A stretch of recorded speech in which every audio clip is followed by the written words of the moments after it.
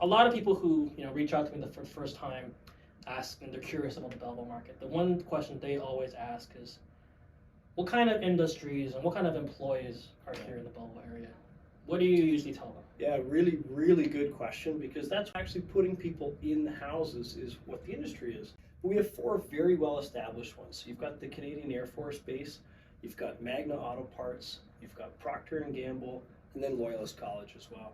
And then the new one. So that one has been officially confirmed by the mayor, and it's actually opening, I believe, October 1st. Yes.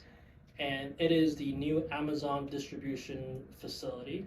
Yes. It's 1 million square foot. Believe it or not, they paid $1.7 million for the building permit alone. That's how big this stupid place is. Wow, I did not know that. Yeah. How many jobs is that? Do you know? So I believe just read an article. They said they're gonna open up. They're gonna start with 400 jobs full time, and then they're gonna add more as they scale up. Okay. Especially towards seasonal, towards Christmas, things like that. Awesome. I've been told that this thing is going to be fairly autonomous, a lot of robots. So it's the majority of the employees are going to be hired, trained, highly paid engineers, technicians, electricians who are supporting these robots. Which is exactly what we have right now with Procter & Gamble. There's a lot of engineers there as well too.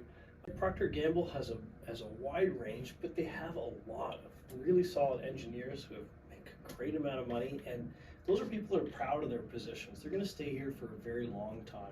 Things like that I like as well too about the Air Force Base, for example. If you have a delinquent tenant from the Canadian military, what do you get to do? You get to go right to that person's supervisor, and they'll have their pay docked, and you will be reimbursed for the rent that's missing. That's crazy. Yeah. That's the benefit of having a military tenant. You know what else I like about military tenants? Typically, within the next 4 or 5 years, they typically get posted to another base, which means, therefore, we have another vacancy. We can reset, we can renovate, and if needed, and reset the rent to the market rate and get the top market rent that we deserve. Absolutely.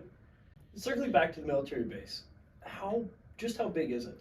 So, believe it or not, it is Canada's largest military air base. It is the biggest one we have in all of Canada. Oh. And it is an important logistics base for all the other military bases in Canada in terms of transportation, supplies, things like that. So there's a lot of people who work there. The last time I checked, I think it was something like 4,000 people who work in there.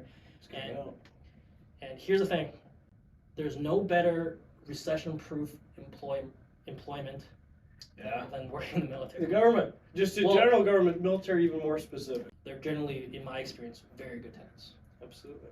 You mentioned Loyalist College. Right. So, believe it or not, we actually have a very big student rental market here. Yes. It's not the university like, Western Ontario or McMaster or Queen's University, but we do have a college called Loyalist College, and I think we take about 4,000 students every year. And the most recent article I read, I think we get something about 2,000 international students. Just for everybody out there, what would you rent? So if you had a 4-bed house with a kitchen and living room, and you wanted to do student housing in there, all inclusive, what would you rent each bedroom out for?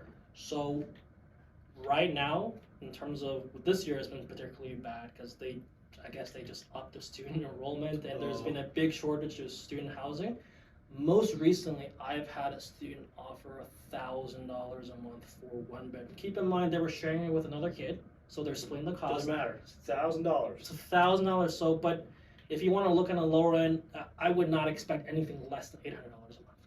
So for those who are into the student rental market, there's a lot of 4-bed houses that maybe a little bit ugly from a cosmetic standpoint. You can easily pick them up in the 400s. Would you agree? Absolutely. And what that means, that could be you buy for $400,000, that could easily be $4,000 a month of rent right now. Even if you're 20% down, your monthly mortgage on a $400,000 house is what, $2,200?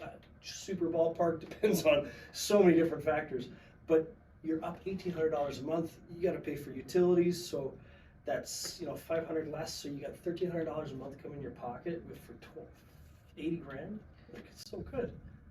What I like about the student rentals is that they're all international students. And what I've found is that they seem to be very respectful, and they're not the kind of people that would abuse the tenant laws. They have a goal in mind. They're here. They want to create a life for themselves. They want to finish their studies and then get their work permit and become a permanent resident down the road and create a life for themselves in Canada. That's all they want. Absolutely. And out of country residents don't come here without funds to do so, the means to do so. They have, the backing to do so at home. It's a great market to be able to get into.